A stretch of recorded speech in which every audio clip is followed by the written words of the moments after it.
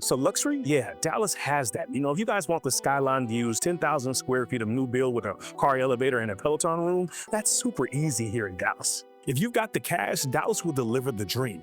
But that old money, that old stinky money, guys, that's a whole different ballgame. The old money doesn't need the LED lit closets or the TikTok-worthy floor plans, right? It needs the land, the tradition, and the privacy. It needs streets where the names on the mailboxes have been there for decades, where the wealth isn't flashed, it's inherited, protected, and preserved. This isn't about just living large, right? This is about where you live large and why that still matters in a city growing as fast as Dallas is. So today I'm showing you the real power neighborhoods, guys, the ones that have shaped Dallas for generations, where the institutions were built, where the private schools are legacy only, and where homes rarely even hit the market. And by the end, I'm breaking down the top 10 most expensive homes currently on the market or sold in 2025. I'm telling you, this isn't going to be your average luxury list, guys. This is where the old, sticky prohibition mattress money actually lives in Dallas, Texas. Yeah, call me when you need it late at night. You know I'm sliding. I heard you've been dreaming about me lately, girl. I'm riding.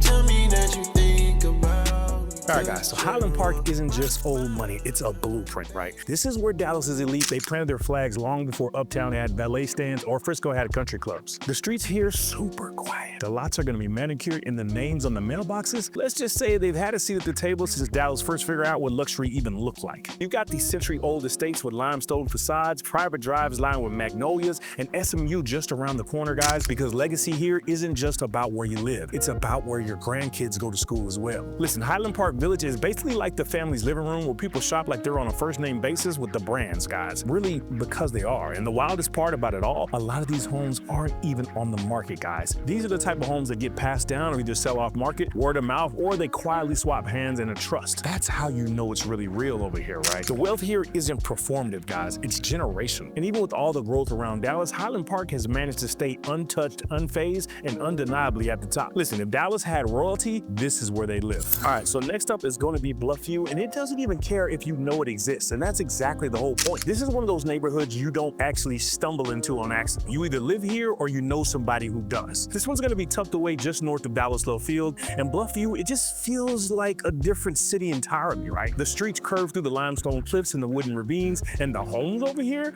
they're not stacked on top of each other like suburbs, guys. They breathe with all types of space. We're talking about acre-plus lots hidden behind gates and stone walls where the front door is barely visible from the street if you can see it at all. This is why some of Dallas's most powerful families call Bluffview home for generations, guys. And you never know it unless you got invited over there for a backyard fundraiser or a private chef dinner that somehow ends up with cigars by the fireplace. Look, there's no HOA committee nitpicking your paint color, no rows of copy and paste houses, just land, legacy, and a whole lot of money that prefers to keep things quiet. Listen, Bluffview is the kind of wealth that doesn't need to prove anything because it's just that good. And look, if this all has you thinking, I don't just want a nice house, I want to be in the kind of neighborhood where old money actually moves, guys, then this is where we come in. If this is your first time to the channel, I'm Mark with the Dallas Relocation Guide, and we help people buy, sell, and relocate right here to the Dallas Metroplex. Listen, nobody's out here showing you the areas, giving you the insights, and really taking you behind the scenes of everything that you need to know to make the best decision for you and your family. So if you're thinking about making a move, guys, feel free, reach out. All of our contact info is down in the description below and pinned up to the top of the chat. All right, so let's talk about Greenway Park, because it's one of those neighborhoods that raises eyebrows when people find out that you live there. This one's going to be tucked just north of Park Cities, right? This historic enclave was designed in the 1920s to feel like a private garden suburb, right? And it still does to this day. The streets are curved, the green belts are shared, and the vibe over here, utterly off-market. There isn't going to be a gate, there's no guard, there's no country club brochure, but make no mistake, this place is locked up tight in all ways that matter. Homes here are going to be rarely listed publicly, but when they do hit the market, it's usually with a whisper and a line of buyers who've been waiting patiently for years. The architectural styles here are intentional. Colonial, Tudor, classic, no gaudy modern builds trying to flex on the block, right? Just timeless design on oversized lots surrounded by trees older than your grandparents. The HOA here isn't just a formality. It's one of the oldest in Dallas and fiercely protective of what makes Greenway Park so rare. Look, if Highland Park is the royalty of Dallas, then Greenway is the rich uncle who doesn't need to show up. But when he does, everybody listens. All right, so let me bring y'all over to a place that feels more like a time capsule than a neighborhood, guys. Look, Swiss Avenue isn't just old money. It's real historic Dallas, guys. This was Dallas's first designated historic district, and when you drive down the this street, guys, you'll get exactly why. You're gonna get these super wide tree-lined streets that stretch out like something out of a Gatsby novel, right? And the homes over here, these aren't just houses, guys, they're statement pieces. You're gonna get the massive front porches, the Corinthian columns, stained glass windows. Every single one looks like it belongs on the cover of Preservation magazine. But here's the real twist, guys. Why the architecture screams 1920s? The people behind these doors, these are the families that have shaped Dallas behind the scenes for decades. And look, they don't need a modern mansion to prove anything to anybody. What they have is gonna be different, and they protect it fiercely. Look, you're not tearing down a home over here and putting up a white box. That just ain't gonna happen. The neighbors, the HOA, maybe even the dogs might fight you on that one. Listen, there's gonna be rules, approvals, and layers of oversight, and honestly, that's the charm of this area. Swiss Avenue doesn't adapt to the city, guys. The city adapts to it. And if you want their prestige with the presence, guys, a home that feels like a story to tell before you even walk in the door,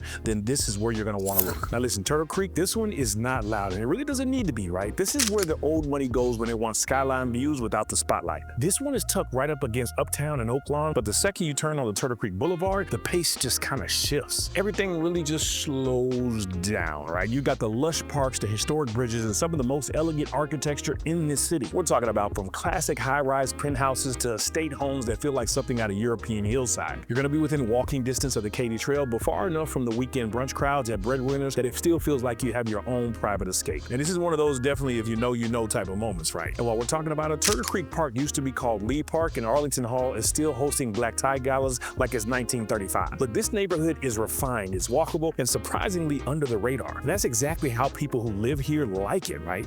Nobody's chasing any type of trends here. This is gonna be that generational money playing the long game. Over here, you're gonna pass somebody walking their golden retriever and Louboutin loafers, guys, and not really even think twice about it, because in Turtle Creek, guys, taste trumps flash every single time. It's not about the loudest address in Dallas, it's probably one of the most self-assured. So like I said, if you're thinking about a place where you can be downtown, uptown, hit all the hot spots, but still have estates that look like this one with the pond right outside the front door, this is the area you might want to definitely look into. All right, now Lakewood, that doesn't scream old money, it just lives it like it's been here forever. This is gonna be East Dallas at its finest, right? You're gonna get the tree-lined streets, the Tudor-style homes, and the families who've had the same front porch for 40 years. It's not gonna be flashy, it's not gated, and that's the beauty of it all, guys. The wealth here is a lot more quieter. It's woven into the actual community, and it's not gonna be concrete, right? So you've got White Rock Lake at the edge of the neighborhood, like your own private backyard, with locals out walking their dogs, training for marathons, or just grabbing coffee over at White Rock Coffee like it's a part of the morning ritual. The schools here are strong, especially Lakewood Elementary, and the neighborhood has this rhythm all of its own. We sold the family a house over here coming in from California, and they just wanted that certain type of vibe. It was a family of four, a husband, a wife, and two little girls, and they really wanted to be close to the lake because they were moving from California where they had access to some water. So for me, this area popped up right in mind because where they were moving from, they sold their house for like 1.7 million. And they were looking for the place that they could really just come into and have that family vibe. Not necessarily the most walkable, but still had a community vibe where they could walk in their own neighborhood. Guys, this is the type of place where you have front yard happy hours, the long-standing block parties, and just enough distance from downtown to feel like you're living in the city without the city sitting at your shoulders. And here's the thing, guys, the homes may not be the largest on the list, right? But they hold value in a different way, emotionally, historically, generationally, right? Families move in, they renovate, they raise their kids, and they stick around in this area. Listen, you don't really see people knocking down grandma's house. They are fixing them up and moving in over here because once you're in Lakewood, guys, you don't really want to leave.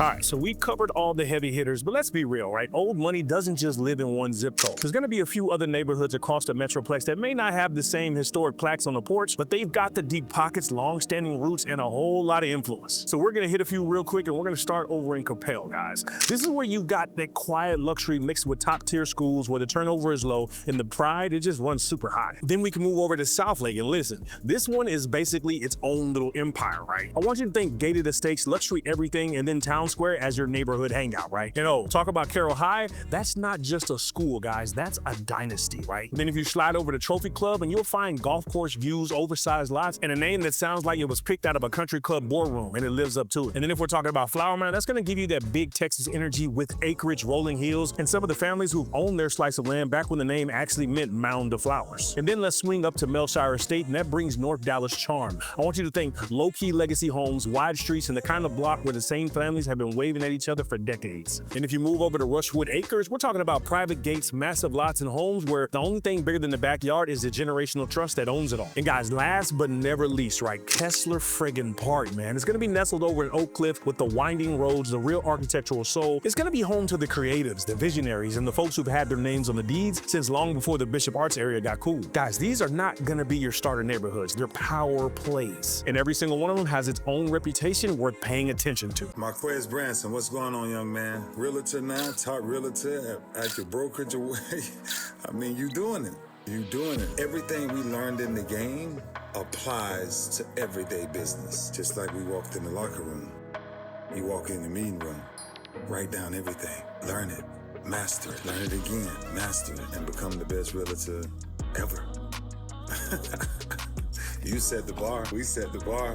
We play the game the same way. God bless you, Marquez. All right, so let's talk receipts, because I didn't want this to be one of those take my word for it type of situations. I pulled the real MLS data as of shooting this in November of 2025, looking at the top active and pending listings in Dallas right now. And guess what? The numbers back up everything I said about these areas. Out of the top 10 highest priced homes currently on the market, 9 out of 10 are in the exact neighborhoods we've been walking through in this video. They're not in some brand new shiny neighborhood everyone is fighting to get into. These homes are where the old money lives, literally. So let's break a few of them down. Sitting at the top of the list is going to be a Bluffview property. It's almost 15,000 square feet, just shy of 16 million, and nestled right along the cliffs overlooking Botchman Branch. This isn't a home, guys. It's a friggin' compound. Built in 1995, the limestone alone on the exterior is enough to make Oprah take a second look. Inside, you're going to have the marble floors, the intricate details from the chandeliers to the crown molding. This one sits on a full acre lot with a backyard oasis fit for a king. The bathrooms are statement pieces, and the whole house just screams Rockefeller. Next up, we have Highland Park, and this one showed up heavy with 3 homes on the top 10 list, right? The first is asking nearly $23 million for a pristine new build sitting on 1.5 acres, right? Now here's the kicker. They tore down the old house to build this new one, and the land is where the value was. Next up, we have a $12 million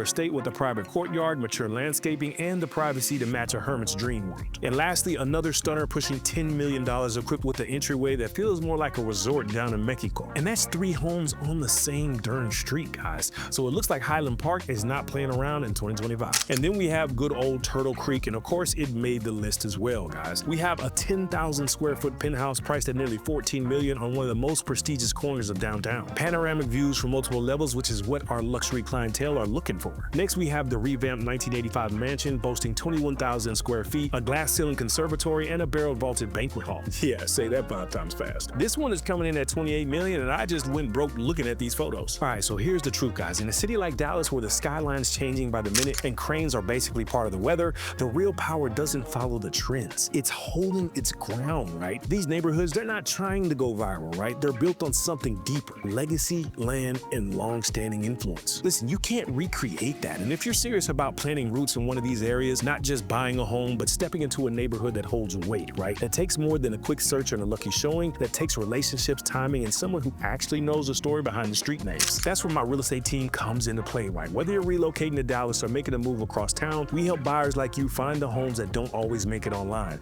The ones with history, heritage, and the front door that actually means something. And look, we get it. If you're still in research mode on your Dallas relocation, we understand that too, right? We would love to be your real estate resource of choice, guys. Feel free to reach out when you're ready. But until then, if you want more insights, intel, and intangibles, we created a whole playlist that you can binge watch, and you can check those out right there.